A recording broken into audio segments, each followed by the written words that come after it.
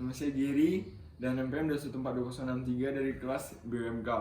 Hari ini saya berdatangan dengan saudara saya, Dickson Fang, yang dimana hari ini saya akan memperjelaskan kepada Anda bahwa jalan Buddha Gautama.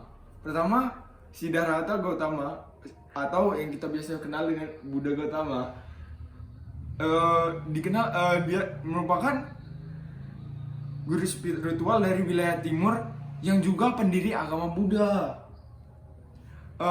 Dia itu pertama, kita mulai dari kelahirannya ya.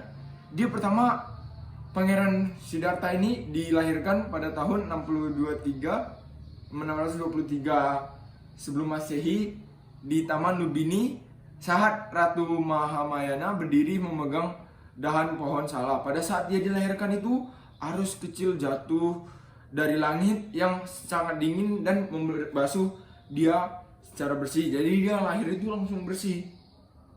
Diramaikan oleh petapa bahwa bayi Siddhartha ini akan ditakdirkan sebagai seorang Buddha. Orang tuanya pun menjadi lebih takut karena tidak ada yang akan mewarisi kerajaannya. Petapa itu sendiri bilang harus ada 4 peristiwa yang harus dijauhin agar dia tidak masuk ke jalan menjadi Buddha tersebut. Pertama, ada orang sakit. Kedua, orang tua. Ketiga, orang mati. Dan selanjutnya, seorang petapa atau orang suci. Masa kecilnya, sejak kecil itu terlihat bahwa pangeran adalah seorang anak yang cerdas dan sangat pandai. Pada umur 7 tahun, telah mempelajari berbagai ilmu pengetahuan. Pangeran juga semua pelajaran dan baik dalam usia 16 tahun. Pangeran Siddhartha menikah dengan putri Yasodhira yang disunting setelah memenangkan berbagai sayembara. Dan umur 16 tahun pangeran sudah memiliki 3 istana. Bayangin 16 tahun sudah memiliki 3 istana. Masa dewasanya kata-kata daripada petapa itu membuat raja, yaitu orang tuanya Pangeran Siddhartha, menjadi cemas karena takut anaknya menjadi Buddha atau seorang petapa.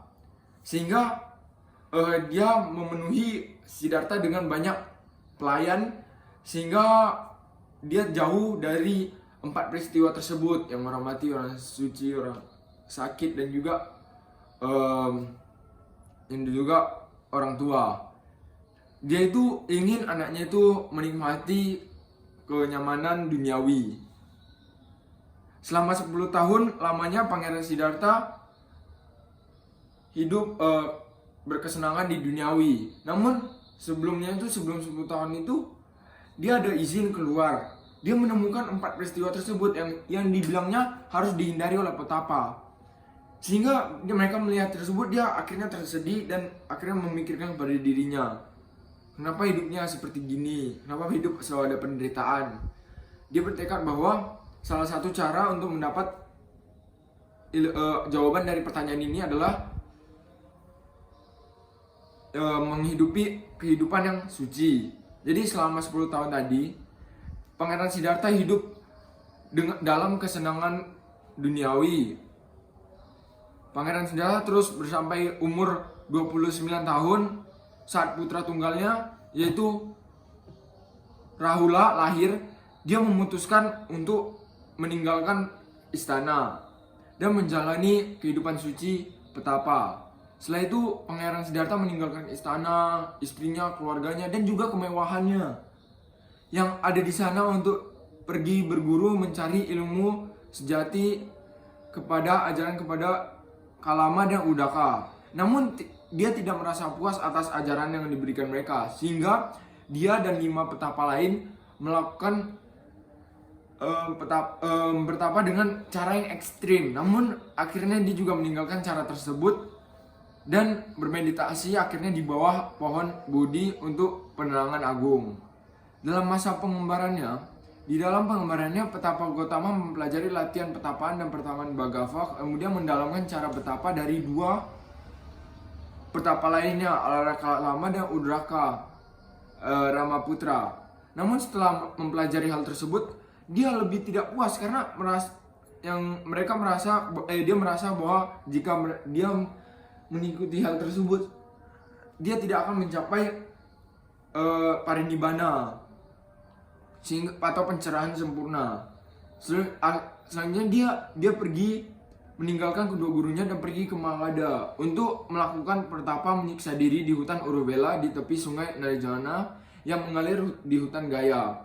Walaupun telah melakukan pertapa menyiksa diri selama 6 tahun di hutan Uruvela, tetap petapa Gautama belum juga dapat memahami hakikat dan tujuan dari hasil petapaan yang sudah dia lakukan selama ini. Pada suatu hari dalam petapaannya, kedatangan seorang roh pemusik yang kemudian melantunkan sebuah syair, bila senar kecapi ini dikencangkan semakin tinggi juga nadanya, namun kalau terlalu kencang akan putus. Jika kecapi ini dilonggarkan semakin rendah nadanya, namun terlalu dikendorkan maka dilenyaplah suara kecapi ini. Nasihat tersebut sangat berarti bagi petapa Gautama. Akhirnya memutuskan untuk menghentikan bertapanya dan lalu pergi ke sungai untuk mandi. Badannya itu sudah sisa tulang dan tidak kuat untuk berdiri, untuk menopang badannya sendiri. Dia mandi di sana dan akhirnya ada sebuah perempuan yang bernama Sujata yang memberi semangkuk susu kepada dia. Kemudian setelah itu dia tetap melanjutkan sama dia di bawah pohon budi di hutan Gaya sambil berprasetya, meskipun darahku mengering, dagingku membusuk dan tulangku jatuh berserakan, tetapi aku tidak akan meninggalkan tempat ini sampai aku mencapai pencerahan yang sempurna. Perasaan bimbang dan ragu melanda dirinya petapa Gautama. Hampir saja dia putus asa menghadapi godaan Mara, yaitu dewa godaan. Namun petapa Gautama ini tetap memiliki tekad yang lebih kuat sehingga dia berhasil menaklukkan godaan tersebut. Akhirnya petapa Gautama telah mencapai pencerahan sempurna dan menjadi Sayangsana Buddha tepat pada bulan Purnama Sidi pada bulan Waisak ketika ia berumur 35 tahun. Pada saat mencapai pencerahan sempurna, dari tubuhnya menyancarkan 6 sinar Buddha. 6 itu pertama biru yang artinya kebaktian atau bakti, kuning mengandung artinya kebijaksanaan, merah yang berarti kasih sayang, putih yang artinya kesucian, dan jingga semangat dan campuran sinar-sinar tersebut. Dalam penyebaran ajaran agama Buddhanya setelah mencapai kesempurnaan pencerahan sempurnaan, petapa Gautama mendapat gelar kesempurnaan yang antara lain Buddha Gautama. Ia bertapa pertama kali di depan 5 petapanya yang menemani dia melakukan petapa secara ekstrim itu. Mereka mendengar pertama dengan khotbah pertamanya itu Dhammacakka Pavattana Sutta, di mana dia menjelaskan mengenai jalan tengah yang ditemukannya, yaitu 8 ruas jalan kemuliaan, termasuk khotbahnya yang menjelaskan 4 kebenaran mulia. Buddha Gautama berkelana menyebar dharma selama 45 tahun lamanya pada umat manusia dengan penuh cinta kasih dan kasih sayang terhadap umat manusia. Hingga akhirnya mencapai usia 80 tahun saat ia menyadari bahwa hidupnya sisa 3 bulan sebelum dia mencapai parinibbana, yaitu kesempurnaan. Buddha dalam keadaannya sakit terbaring antara 2 pohon sata di Kusraga memberikan khotbah dharma terakhir kepada siswanya lalu parinibbana pada hari ke-15 bulan kedua kalender lunar, yaitu 486 sebelum Masehi. Seorang tabib pribadi dan pengikutnya yang setia merawat sang Buddha pada masa sakitnya, yaitu Jivaka.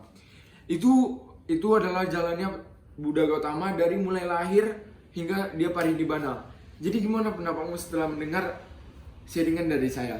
Oh, ternyata gitu kisah hidup Buddha Gautama sampai menuju parinibbana. Apakah ada pertanyaan untuk perjalanan kali ini? Udah gak ada, udah cukup jelas, udah sangat cukup jelas dijelaskan oleh Jerry di sini. Saya sudah sangat mengerti tentang perjalanan kisah hidup Buddha Gautama. Itu aja dari saya. Mudah ya. Terima kasih.